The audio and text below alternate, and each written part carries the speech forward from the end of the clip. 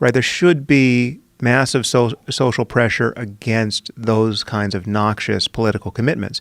But if someone misspeaks or it's an off-color joke and it's like they weren't trying to offend anyone and they're just, they wish they could take it back and then it links up with, I mean, did you see? You must have seen the Norm Macdonald Yes. bit. I mean, that was brutal. Yeah. Right. Like it's what he was. He knew he couldn't use the word retard, right? Because it's like that's going to get him in trouble. And so, I mean, it's hilarious. In Explain fact, what happened. Okay, so he was on Howard Stern show, wasn't he? I think so. So he was. I could have this wrong, but the gist of this is right. I believe he's on the Howard Stern show, and he was about to use the word retard. So okay, we'll walk this back. Now it's coming back to me. He was talking about his friend, the ordeal that Louis C.K. has gone through in this just massive exile experience, right? This massive social shunning, and he said he was describing it in a way where he then got accused that he cared more about what Louis C.K. was going through than the women who felt victimized by Louis C.K. And that was not his intention at all, apparently. And so when he went to clarify this, he was about to say, I mean, you'd have to be retarded to think that I cared more about Louis C.K.'s ordeal than the ordeal of these women who had, who felt like their careers got derailed, right? But as the word retarded was coming out of his mouth, he tried to course correct. And because he doesn't know what the fuck he's talking about, he says, you'd have to have Down syndrome, right, which is worse, right? It's more specific, and it's what it's like. And then you got all these parents with Down syndrome who have kids with Down syndrome who are just, oh my God. And so now he showed up on The View, right, with this on this apology tour, and I mean that's just amazing video to see him on The View surrounded by these four women who know he's not a bad guy, right? Like they're just throwing him lifeline after lifeline, and he's so beaten down, right? Yeah. And he's so walking on eggshells, and you got Whoopi Goldberg, trying to just pull him back, from the lions, and it should be. I mean, it should be so straightforward. Like, is it part of Norm's goal to cause pain for parents who have kids with mental disabilities, right? No, right? I mean, like you can look into this guy's eyes for 10 seconds and know that this is not the bigot you're worried about, right? Of course,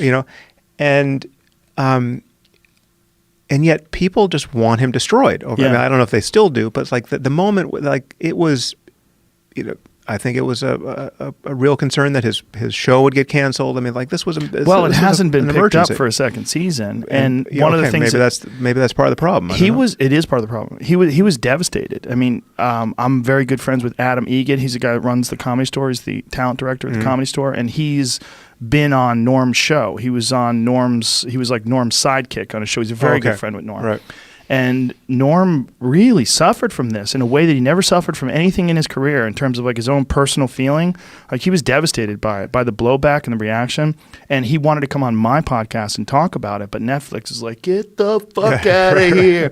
Netflix said, no press. Don't do anything. No press. Okay, but so the fact that you can't talk your way out of it, that's the fucking disease. Well, the problem is not that you can't talk your way out of it. The problem is that they wouldn't even let him attempt to talk your way out of it because I think they realize that Norm's a maniac.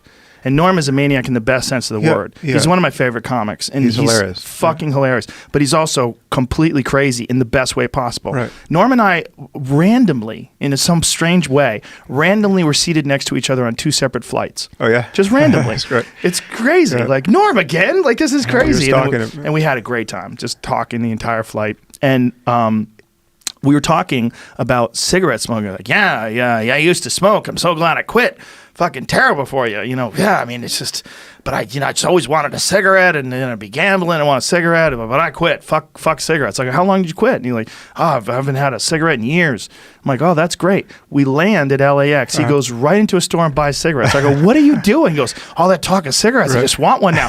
He was lighting it on the way out the door. He couldn't get out the door. He lit it before the automatic door. He was before it was opening. He was lighting that cigarette. Wow. I was like, you're crazy. But that's many comedians are incredibly impulsive, and this is Norm. I mean, he's so off kilter. He's got a sort of Gary Shandling, like you don't know what's going to come out of his mouth extemporaneously. Yes. But okay, we have to be.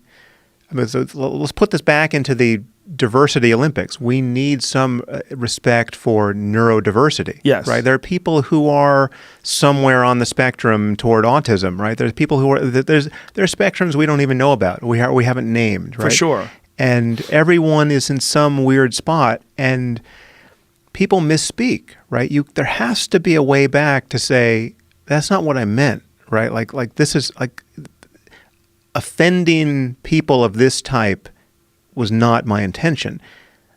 At some level, that has to be good enough, unless, we open your closet and we see that you've got swastikas, everywhere, And so I think we have to hold the line here, and very few people are in a position to be able to do it. I mean, Netflix doesn't feel it can do it. Well, Netflix is just so terrified of continual blowback. And they just thought, like, if we're going to save this show, the way to save it is to get him to stop talking.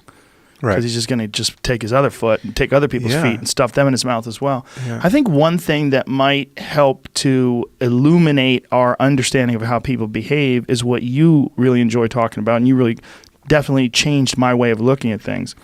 That they're really essentially, the concept of free will is a very flawed thing. And that you have to really take into consideration who a person is right now and what has caused them to be this person right now. And that a lot of us are operating on this really bizarre momentum of our pasts and our behavior and our genetics and life experiences and all these different variables that really need to be taken into account. This idea that you are autonomous and you are the director of your own life is true to a certain extent. But it's also very complicated, much more complicated than we would like to admit. And when you're talking about something that happened when you were 17, like Brett Kavanaugh or something like that, but Jesus Christ, you're going to hold a 55-year-old man accountable to something that he did when he was 17 that wasn't a crime. And you're not exactly sure what happened? This is all very strange. This is very strange stuff.